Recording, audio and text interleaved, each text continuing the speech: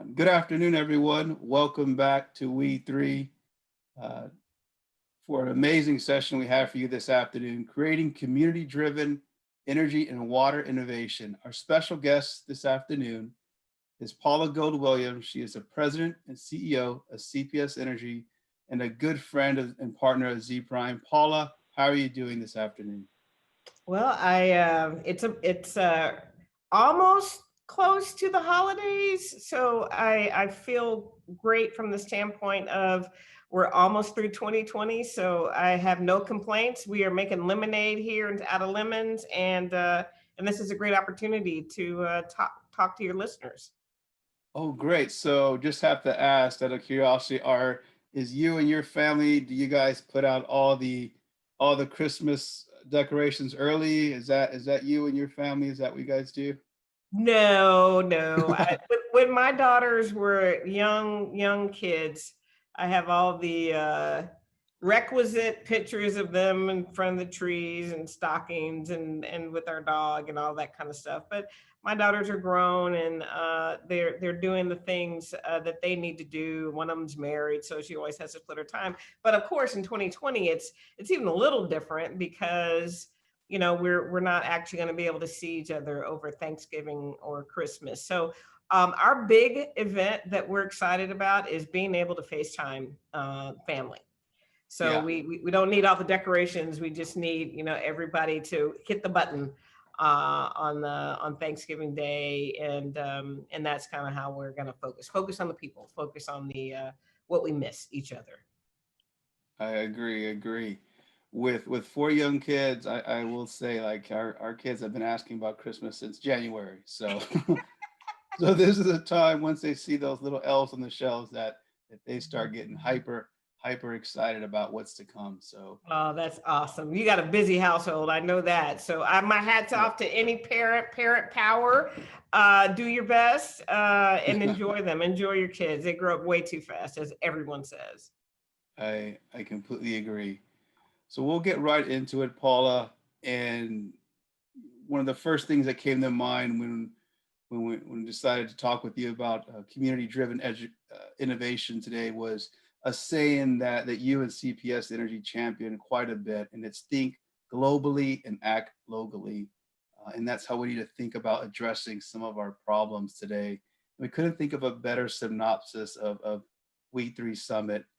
So I'd like to just get some insight of where did this come from, where did you hear it, and why does it resonate so much with you and your team? Well, when you're a utility, most of us have a tremendously long history. CPS Energy has been around for 160 years, but in the same, community. So we grew up with San Antonio. When it got started, there were only 8,000 people.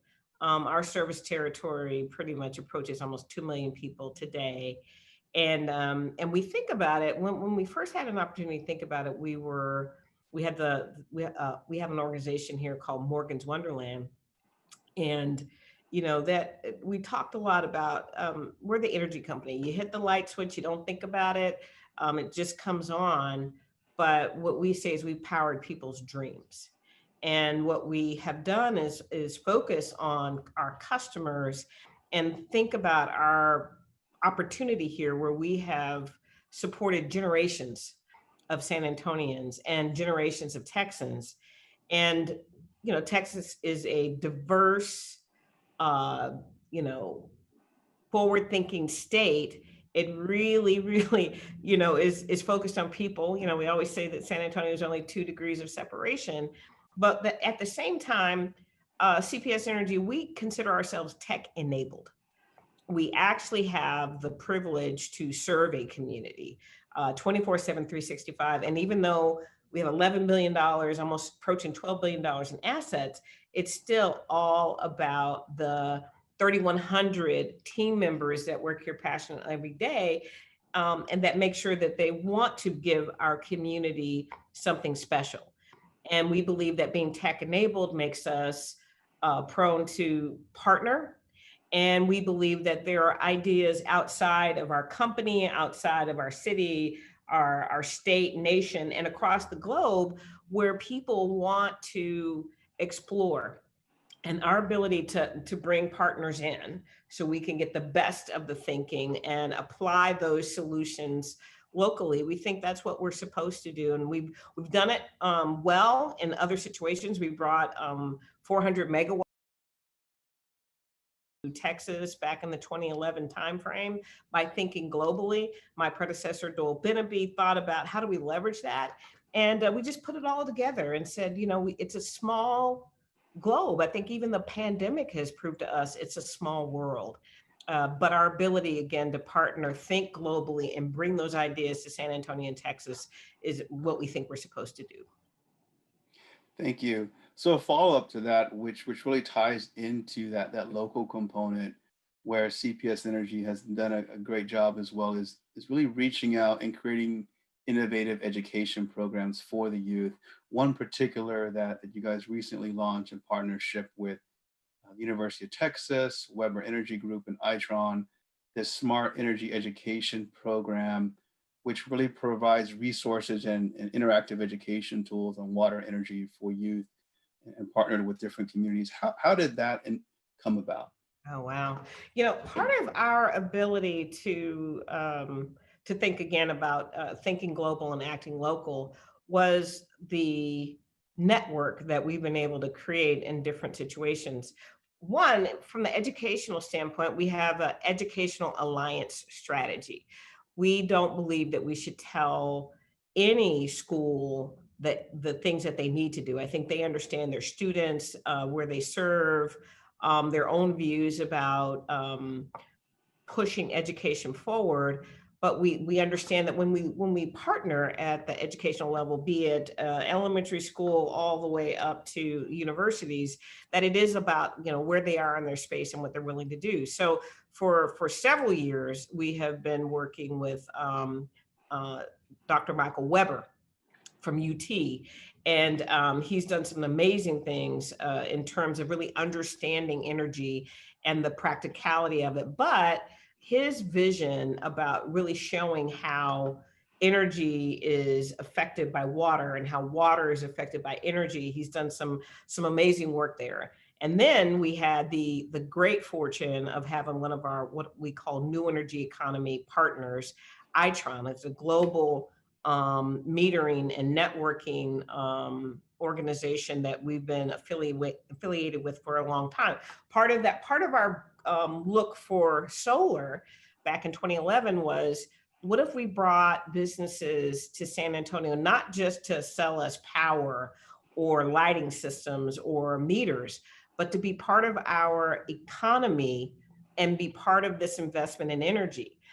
Once again, that we said would be augmented by being able to partner different thinking and different sources in the industry. And Itron's been a wonderful partner. They've contributed also to our residential energy assistance program to help customers. They understand what it means to be part of this community. They actually have place jobs here. And so as we were thinking about trying to move the energy industry further, we have kind of thought, well, what we need to do is really kind of take this information about what the nexus points are and how to build on them. And I know you and I are going to talk a little bit more about this combination of energy and water locally in San Antonio. So all of that, again, was the ability to be a great partner on our sides of Itron and UT, and just think, hey, we need to share. We need to talk about what's really happening here and invite people in.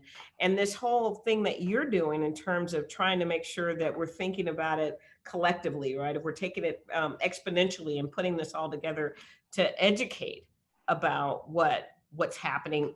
And what's really going to happen too is the problems that we have today are going to be solved by those who currently know about the industry, but the entry point of other people coming into the industry and being invigorated by this knowledge that we're willing to share and helping us think differently about making these solutions. So it just made sense that we put it all together and start infusing this information into any educational opportunity that we had, and then take it and optimize it, even in the scenario that you got to do it virtually in some cases. But Dr. Weber travels around the world. The people from Itron travel around the world, and we do too under normal circumstances. But this again is one way that no matter where we are in the world, we can actually make sure that we're tuning in, promoting, and helping people understand that there are just a lot of energy solution opportunities out there, and we can do it by this effort and others that we want to do in the future. Correct. Yeah, we completely agree that education, it's a part of the We3: educate, engage, and empower. So completely on the same page there, and really excited to see these new partnerships here are created. And so, talking another step on the global scale, which you guys have talked quite a bit about, but we're always excited to hear more about the global RFI you guys have just recently gone through with 1,700 megawatts. Why was it important to seek out new and global solutions? I mean, I think conventional wisdom would say, hey, CPS Energy, they know the suppliers, they know who's out there, but you guys decided to go out there and take this really innovative approach. And so just wanted to hear some thoughts of why you and your team felt it was important to really look across the globe to see what's out there. Well, I mean, that's a wonderful question. It wasn't just an epiphany. I mean, again, I think we learned a lot from what we did when we went out, globally in 2011. Before that, I tell this little story often that we had already, diversified our portfolio. We realized that you can't have one type of energy or another. And today we've been in wind for 20 years. And at the time, I guess it was about 10, we had been in wind. And more than 10 years ago, people didn't imagine that solar would end up being what it is today. I mean, most people had said it was going to be too expensive and the efficiency isn't there. And so it shouldn't be pursued. I mean, there were people who said it shouldn't be pursued. And we put out an ad in the Wall Street Journal, and it said, reliable energy companies looking for a hot, sexy, sizzling energy partner, right? And we tried to do it like singles because it wasn't the abundance of availability of the information and the technology. But once we did that, once we created 400 megawatts in Texas, we saw the energy industry change. We were part of it. I'm not saying we were driving it, but we were part of it. And so we very much realized that to help innovation actually progress, you got to put resources on it, and you've got to ultimately be able to move from small installations to scale. And so we learned that lesson tremendously at the time. And then in between that effort in the 2011 timeframe and today, we have been exploring what's happening across the globe. And there have been times, for example, and I know, Jason, you very much have supported our efforts to bring energy thought leadership to San Antonio and Austin. And you've helped us put on an event. And one of our events was a partnership where we had another CEO from Germany join me, and Dr. Wolf, Marie-Louise Wolf. And I had the pleasure to go over to Germany with one of our city delegations, and then invited her to come to that conference. And the mayor of Darmstadt came, Lord Mayor, that's an amazing title. Lord Mayor came to San Antonio and visited with our mayor, Ron Nirenberg. And it was just a great exchange. But the most fundamental thing that I learned in my interaction was that the problems that we have in energy are global. A lot of the things that she was doing, her company's slightly different, but a lot of the things about decarbonization and how do you do it, and what does that transition look like, and what does it look like when you think about it in terms of what's happening at the federal, state, and local levels. We were having a lot of the same conversations, a lot of the same challenges. And I've since then been on global conversations about decarbonization. We initiated a renewable natural gas partnership with a company out of Australia. Again, and when we start talking to them, we're all trying to solve the same problems. And so just as we were thinking about this Flex Power Bundle, the Flex Power Bundle is a combination of trying to put energy technologies together so that you can have all the benefits of each one and you can mitigate the challenges of each one. In the past, we just would have done solar and that would have been it. But we wouldn't have been able to address the intermittency issues, the weather and time of day dependencies that come from that energy source. So it's non-emitting, but it has other challenges. So we said we want 900 megawatts of solar, up to 50 megawatts of storage, fast response resiliency power that can help offset the intermittencies, and then about 500 megawatts of what we call firming capacity.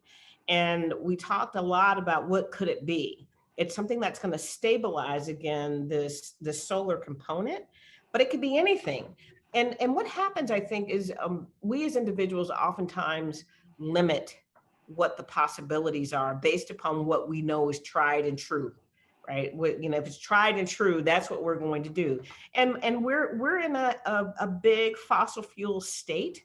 It is something that's abundant and it helps keep bills down. But is there anything out there? Is that the next complementing technology, or is it something else? And that a question about whether it's something else or a combination of technologies can only be solved when you go out there and you ask everybody, what's the latest? What's the latest thing that's proven? And then the question is, can you take it to scale? Can you help support the 7th largest city in the world with that technology today? And we think some of it you don't know because you're not everywhere in the world. But if you put a process that asks everyone in the world to do it, that's what's amazing. And I'll just end with this. So what we even decided, we learned something, you know, and thought about it more broadly than when we were in 2011. We said, let's put it out to the globe and let's put it out in 10 languages. And we only had the first RFI. We're about to do the RFP, but we did the RFI and we only had it out there for 30 days just to see, you know, you have to really think that 2020 has been extremely difficult and people are at a minimum distracted from what they would normally do. And you know, the question was, can the globe focus on this? So that's why we did the RFI, and we got about 200 responses in 30 days, and about 25 of those responses were from the languages, the other countries that we put out a request for. But we were still super encouraged because a lot of it came from the US, which is telling us that there's innovation that we absolutely knew in the US, but may not have been connected to. And there was a lot of people thinking about what it would take to bring that technologies, whatever it is, to Texas and San Antonio. I mean, it was just amazing effort. And so we're going to use what we learned from the RFI. And before the end of the year, we plan to launch the RFP. And the point of the RFP is we want real megawatts and we want a real combination of those. So that's kind of how we got to this. Some of it was learning along the way and keeping those international and global dialogues going. And then just making sure that when we promoted inviting people in. And I think so far we're very encouraged, and we think that in 2021 we'll be able to announce, you know, a nice combination. But that's just the next step, not the first step. Yeah. There will be a Flex Power Bundle 2, 2.0, 3.0. I mean, there's a lot of work to be done to decarbonize. Agree. So two quick follow-up points there that stuck out. One, I'm going to go change my LinkedIn profile to Lord now, if you let me. I'm going to be Lord now. New titles at Zpryme, and then two, yeah, I think sometimes people think there's a silver bullet approach, and we would all love that, but in reality, without doing the work and taking the lesser chosen path, I think, as you guys have, that's harder to do, and we really applaud you for that. Which is also one of the reasons why we really wanted to talk about some of this innovation. And just within this first few minutes, I think our audience out there gets a collage of the very different paths to innovation you guys are seeking. So congrats, and please keep it up, because I think as our industry continues to lead and learn and follow from those who set the example, and I think all of us out there who try new things, it's not easy being the first one through the door, by no means. So it's a great work. Well, there. I thank you on behalf of all of our employees who are, they're evolving too. So Mhm. this is big for them, but blending the tried and true with the new. I mean, I think we very much are embracing that here and working to make real steps. So thanks on behalf of all of our employees. Yeah, so now talking a little bit about what we touched on a little earlier, water and energy and how these things to come together. So a little background, as you probably know, I think the water side doesn't always get some of the flair and gloss and maybe scrutiny too that the energy sector is going through right now. There is just a lot of buzz and hype from electric vehicles, decarbonization. But on the water side, sometimes it's a challenge for them to gain to really learn about the challenges they have. But you, CPS Energy, the City of San Antonio, have a long history of partnership with the San Antonio water system. So I think my question to you is, why has that partnership with the city, and particularly the water utility, been so unique, and how does that enable innovation? Yeah, so water here in San Antonio is also municipally owned. The energy and side of the business, electric and gas that I run, is municipally owned.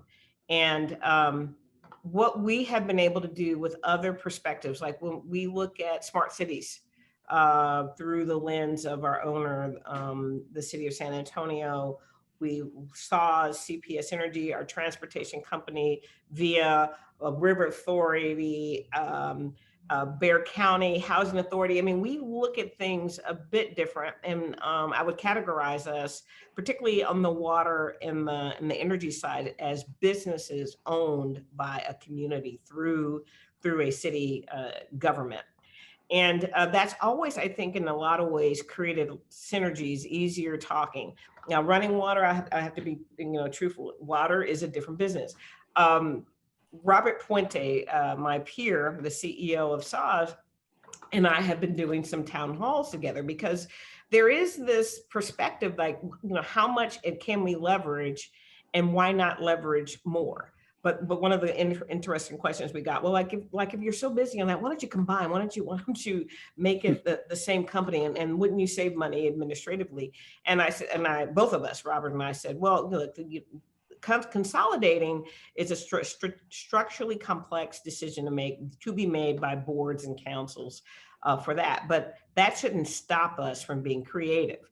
And matter of fact, I said it's like, and this is a Texas thing, it's like um, being the San Antonio Spurs and the Dallas Cowboys, two great teams. And but the muscle set is a slightly or different enough that you can't necessarily make them the same team, but you Mhm. can augment. Like maybe we should be using the same practice facility, or some other things. Wherever that strategy, you can make the connection, it works.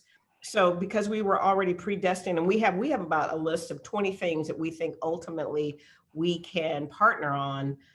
We already were talking about it, but then we started saying, hey, CPS Energy has been on its digital metering system for, I think, 8 years now. And to your point, water's digitization really is just now coming to the forefront. You didn't have as much diversity of water meters as you do of energy meters, particularly electric meters. But we're processing the electric data and the gas data through our systems. And so our teams were saying, well, why don't we work together?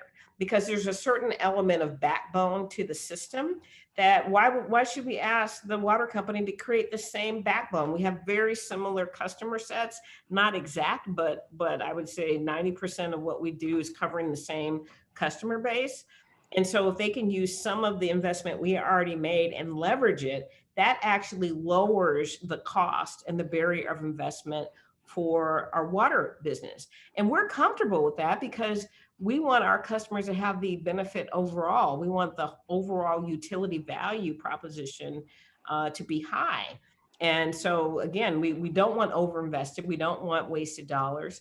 And so we made a proposal with Itron. Itron has been our primary metering solution driver for a very long time. We also work with Landis and Gear, but Itron was looking at this space of water meters as well. Again, you have to keep your eyes open and your ears open to the potential of great partnership.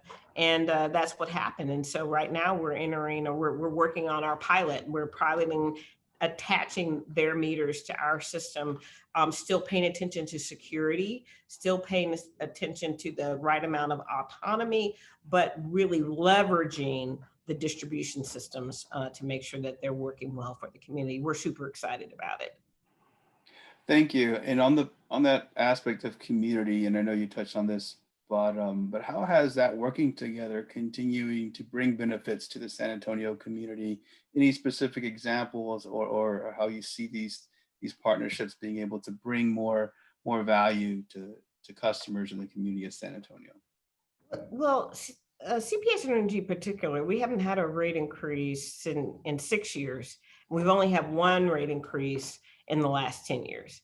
And we absolutely understand that our customers expect us to continually save money where we can. And one of the best ways to save money is to think about innovation. You know, what investments can you make in systems and new technology that help you lower your functional operating costs?